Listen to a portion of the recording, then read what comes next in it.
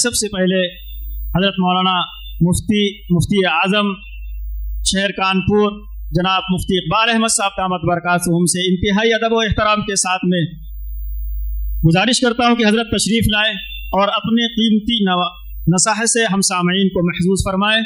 ہمارے شہر کے مفتی اعظم مفتی اقبال احمد صاحب دامت برکاتہم. بسم اللہ الرحمن الرحیم نحمده ونصلی علی رسوله الکریم اما بعد اعوذ باللہ من الشیطان الرجیم بسم اللہ الرحمن الرحیم انا نحن نزلنا الذکر وانا له لحافظون صدق اللہ العظیم. اللهم صل على سيدنا محمد وعلى آل سيدنا محمد وآله وصحبه وبارك وسلم. بزرگوں اور بھائیوں، اس وقت کا یہ جلسہ مدرسہ صدیقیہ تحفیظ القرآن گمو خاکہاتہ کرنیل گنج کا یہ سالانہ جلسہ ہے. اس جلسے میں بہت سے حفاظ کرام، چھوٹی عمر کے بھی، بچے بھی، بالغ لڑکے بھی، جنہوں نے قرآن کریم کا حفظ مکمل کیا، ان کے دستار بندی، تقسیم انعامات اور ان کو اسناد عطا کی جائیں گی. دنیا میں ہم دیکھتے ہیں کہ بچے انجینئر بنتے ہیں، ڈاکٹر بنتے ہیں اور ہائی فائی تعلیم حاصل کرتے ہیں، لیکن ان کے انجینئر بننے پر، ڈاکٹر بننے پر کوئی جلسہ تو نہیں ہوتا، نہ پگڑی باندھی جاتی ہے، نہ کوئی پروگرام منعقد ہوتا ہے. لوگ جانتے بھی نہیں ہیں فلانے ڈاکٹر صاحب ہو گئے، فلانے وکیل صاحب بن گئے. جب پیشہ شروع کرتے ہیں تو لوگ جان لیتے ہیں. تو یہ حافظ قرآن ہونے پر جلسہ کیوں؟ عالم بننے پر دستار بندی کیوں؟ قاری بننے پر ان کے لیے یہ پروگرام کیوں منعقد ہوتا ہے؟ اس کے پیچھے جہاں بہت سے مقاصد ہیں،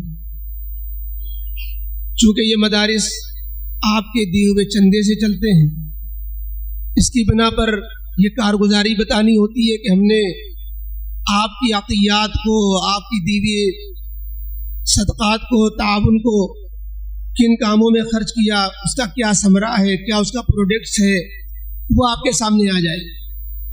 مدرسے کی کارگزاری، لیکن یہ ضمنی مقصد ہے، اصل مقصد یہ نہیں ہے.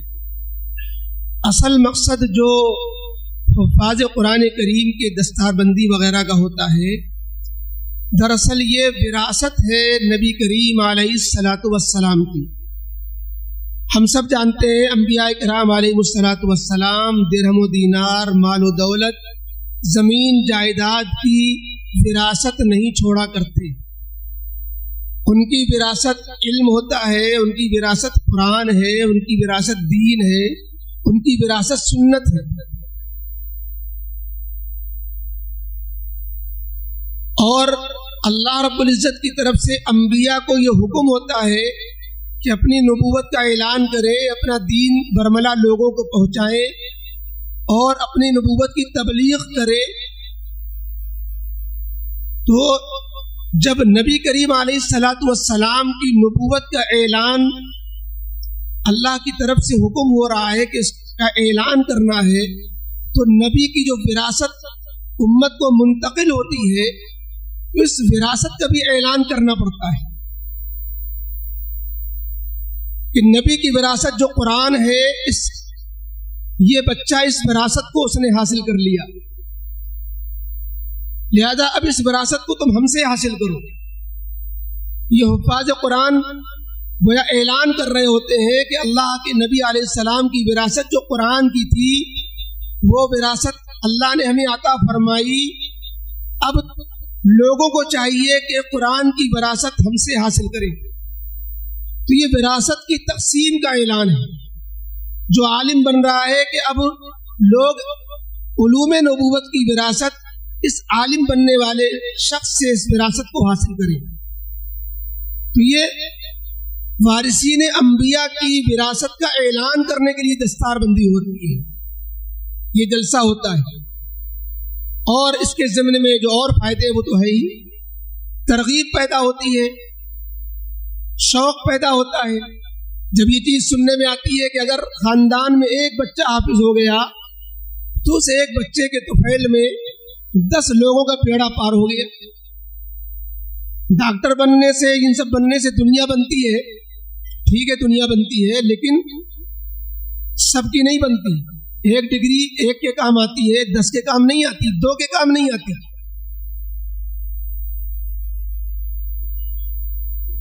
لیکن قرآن کریم کے حافظ ہونے پر جب یہ بات لوگوں کے سامنے کانوں میں پڑتی ہے کہ ہماری جہنم سے جنت میں لے جانے کی چیز ذریعہ بن سکتا ہے یہ بچہ، تو یہ شوق پیدا ہوتا ہے۔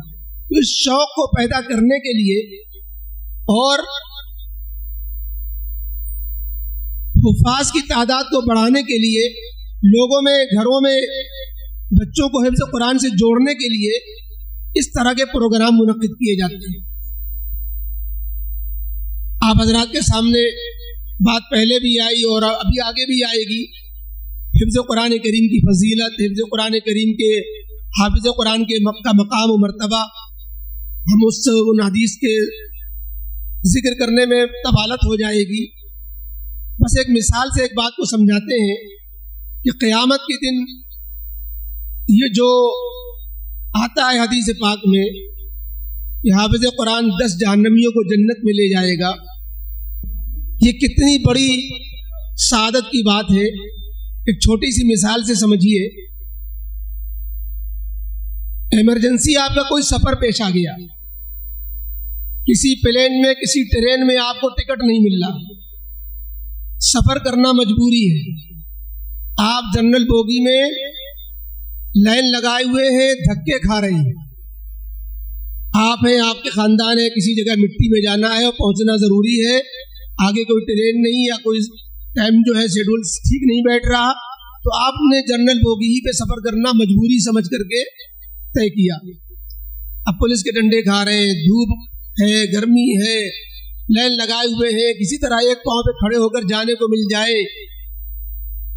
اب اسی بیچ میں کوئی آپ کا عزیز قریب، ڈیئر نیئر سامنے آ جائے اور یہ کہے کہ آپ لوگ یہاں کیوں کھڑے، آپ جو ہے اس سفر کرنے میں ہی پریشان کیوں ہو رہے، کیا کریں، سفر ضروری ہے، ٹکٹ ہے نہیں، نہ اے سی میں ہے نہ سلیپر میں، کیا کریں؟ کہ آئیے سلیپر میں فرسٹ کلاس کے اندر، اے سی فرسٹ کلاس میں، کہ ارے اکیلے کیا کریں، یہ بھی تو ہے، یہ بھی تو ہے، ارے 10 لوگ آئیے، آپ بھی آئیے، آپ بھی آئیے، آپ بھی آئیے۔ کتنی خوشی ہوگی کہ آپ جو دھکے کھا رہے تھے اور آپ مجبوراً دھکے کھانے پہ مجبور تھے اور آپ کو کوئی ایسا سہارا مل گیا جس کی وجہ سے آپ اے سی فرسٹ کے اندر بہترین سفر کرنے کے لیے آپ کو راہ ہموار ہو گئی، تو آپ کتنے خوش ہوں گے۔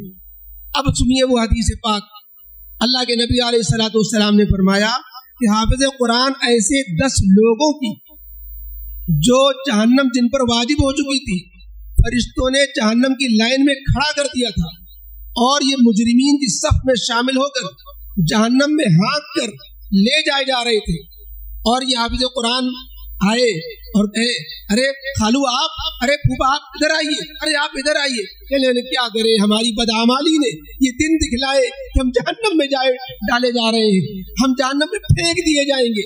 کہ نہیں آپ گھبرائیے نہیں، آپ میرے ساتھ آئیے، آپ میرے ساتھ آئیے، آپ بھی آئیے، آپ بھی آئیے، آپ بھی آئیے۔ 10 لوگوں کو جو جہنم میں جن کی لائن لگا دی گئی تھی، 10 لوگوں کو حافظ قرآن اپنے ساتھ جنت میں لے جائے گا۔ کتنی خوشی ہوگی۔ دنیا میں تو نظر نہیں آ رہے حافظ قرآن کی برکتیں، آخرت میں وہ برکتیں ظاہر ہوں گی۔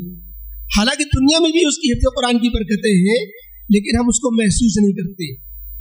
آپ اندازہ لگائیے، آپ قرآن جب دکان کھولتے ہیں کیا کرتے ہیں؟ قرآن خوانی کروا لو بھائی، برکت ہو جائے گی۔ مکان بنواتے ہیں، قرآن خوانی کروا لو، برکت ہو جائے گی۔ تو قرآن کی برکتیں تو آپ یہاں دنیا کے اندر بھی ہیں نا، لیکن اس کا ہمیں اندازہ نہیں ہے۔ قیامت کے دن اس وقت جب کہ نفسی نفسی کا عالم ہوگا، اس وقت قرآن کریم اور حفظ قرآن کریم کی برکتیں ظاہر ہوں گی۔ لیکن 2 باتیں اس میں ذہن میں رکھنا ضروری ہے۔ किस हाफिज़ कुरान को ये बरकत मिलेगी, किस हाफिज़ कुरान की वजह से 10 जहन्नमी जन्नती बनेंगे, और वो 10 लोग कौन होंगे जो जन्नती बन सकेंगे, जहन्नमी से जन्नती बनेंगे। पहली बात, वो हाफिज़ कुरान, हदीस पाक में बाकायदा कैद लगाई गई है। उस कैद को याद रखें, हमारे हाफिज होने वाले बच्चे और जो बच्चे पहले से हाफिज कुरान हैं, अगर वो इस कैद को पूरा नहीं करेंगे, इस शर्त को पूरा नहीं करेंगे, तो ये 10 लोगों की क्या अपनी भी जन्नत के लाले पड़ जाएंगे। 10 लोगों को जन्नत में पहुंचाना तो दूर की बात, अपना जन्नत में जाना मुश्किल हो जाएगा। क्योंकि अल्लाह के नबी अलैहिस्सलाम ने फरमाया, मन हाफिज़ल कुरान व आमिला बिही, कुरान हिफ्ज करने के बाद कुरान पे अमल भी किया, हलाल को हलाल, हराम को हराम भी समझा। कितने हाफिज़ कुरान हिफ्ज कुरान के बाद कुरान करीम की नाकदरी कर रहे होते हैं, खुद तिलावत नहीं करते। अल्लाह ने हाफिज बनाया, उसकी कोई कदर नहीं, दीन पे अमल नहीं, चेहरे पर दाढ़ी नहीं, नमाज का एहतमाम नहीं। अल्लाह के पकड़ हो जाएगी ऐसे हाफिजों की। जहां एक तरफ बशारतें हैं, वादे हैं, नेमतें हैं, वहीं पर वाइदे हैं और अल्लाह की तरफ से डराया गया है। लिहाजा हमें कैसा हाफिज कुरान बनना है? ऐसा हाफिज कुरान जो खुद भी जन्नत में जाने के लायक हो और 10 जहन्नमियों को जन्नत में ले जाने का जरिया बन सके। तो एक तो हाफिज कुरान से कहने की बात यह है कि वो हिफ्ज कुरान के साथ अपने को मुत्तकी, परहेजगार, दीनदार भी बनाए, ताकि हाफिज कुरान की बरकतें, फायदे हासिल हो सके। नंबर 2, वो जहन्नमी जन्नत में जाने के लायक बनेंगे जो इस हाफिज कुरान होने वाले बच्चे की हिफ्ज से खुश थे, जो इसको सादत समझते थे, जो चाहते थे कि बच्चा हाफिज बने। आज हमारे दरमियान कितने ऐसे लोग हैं जो हिफ्ज कुरान में बच्चे को डालने को बेकार समझते हैं। कहते हैं मैं कहाँ बच्चे को डाल दिया, इंजीनियर बनाते, डॉक्टर बनाते। अरे कौन मना करता है इंजीनियर डॉक्टर बनाने से? हिफ्ज कुरान के बाद क्या नहीं बनाया जा सकता? लेकिन वो इस अंदाज से बात कह रहे होते हैं कि गोया ये वक्त ज़ाय कर दिया तुमने, 2 साल 3 साल, हाफिज कुरान बनने से क्या फ़ायदा, तोते की तरह रटाने से क्या फ़ायदा, ये क्या करेगा हाफिज कुरान बनकर, ये तो मस्जिद मोहल मदरसे का पेन जो है लोटा बनेगा और ये भीख मांगेगा और ये चंदा करेगा। और ये जो हिकारत की निगाह देखी से इन हाफिजों को देखा जा रहा है, जो हिफ्ज कुरान को वो हकीर समझ रहे हैं, हिफ्ज कुरान को जो बेकार समझ रहे हैं, अल्लाह क्या उसकी बख्शिश नहीं है? क्या इसने कुरान की अजमत नहीं पहचानी? कुरान का इसके दिल में अजमत नहीं थी। लिहाजा वो लोग जो है जन्नत में ले जाने का सबब, ये हाफिज कुरान उनको जन्नत में ले जाने का सबब नहीं बनेगा। उन लोगों को जन्नत में ले जाने का सबब बनेगा जो इसके हिफ्ज कुरान से राजी थे, खुश थे, जिन्हें जो है जिनकी चाहते थे कि ये बच्चा हाफिज कुरान बने। इसलिए इन दोनों बातों का लिहाज करना है कि हमें एक तरफ जो हुफ़ाज़ किराम है वो अपने हिफ्ज की कदर करें, दीनदार अपने को बनाए, और जो लोग जिनके घराने में, जिनके रिश्तेदार, जिनके अज़ीज़ व क़रीब बच्चे हिफ्ज कर रहे हैं, उनके हिफ्ज कुरान में ताउन करें, उन इदारों के ताउन करें, उन जो है कुरान की खिदमत करने वालों की खिदमत करें, ताकि हमारी किसी बदअमली की वजह से अगर खुदा न खास्ता हम जहन्नम में जो है अल्लाह न करे हमारा जहन्नम का फैसला होता है, ये हमारी खिदमत, कुरान करीम से हिफ्ज करने वाले से ताल्लुक़, कुरान करीम की हिफ्ज कराने वाले इदारों से ताल्लुक़, ये जरिया बन जाए हमारे लिए जन्नत में जाने का। अल्लाह रब्बुल इज़्ज़त कहने सुनने से ज़्यादा अमल की तौफीक नसीब फरमाए।